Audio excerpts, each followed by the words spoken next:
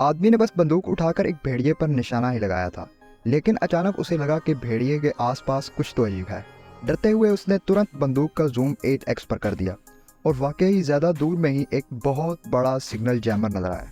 तभी उसे समझ आ गया कि कुछ तो गड़बड़ है। वो चारों तरफ देखने लगा और देखा कि फार्म के हर कोने में सिग्नल जैमर्स लगे हुए हैं।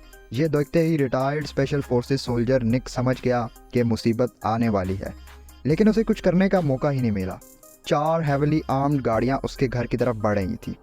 उन गाड़ियों में द लोकल मर्सिनरी गैंग के खतरनाक आदमी, जिनके लिए इंसान की जान लेना एक रूटीन का काम था। जैसे ही गाड़ियां घर के करीब आईं, निक ने फायरिंग कर दी और घर के अंदर अपनी वाइफ और बेटी को चिल्लाकर छुपने को कहा। खुद घर की तरफ दौड़ गया। तब तक अटैकर्स घर के बिल्कुल बाहर पहुंच गए थे और पहले ही गोली चला दी।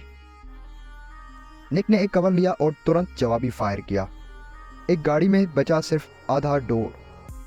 घर के अंदर बैठे वाइफ और बेटी ने तुरंत मोबाइल से पुलिस को फ़ोन लगाने की कोशिश की, लेकिन सिग्नल बिल्कुल नहीं था।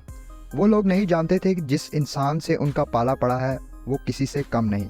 निक तुरंत अपनी गन लेकर घर के अंदर घुस गया और अपनी फैमिली को बोला कि दूसरे फ्लोर के रूम में छुप जाएं। खुद निक ने बुलेट रीलोड की। जैसे ही अटैकर्स घर में घुसे, निक ने दरवाज़ा खोला और तुरंत एक को गोली मार दी। इससे अटैकर्स और ज़्यादा गुस्से में आ गए।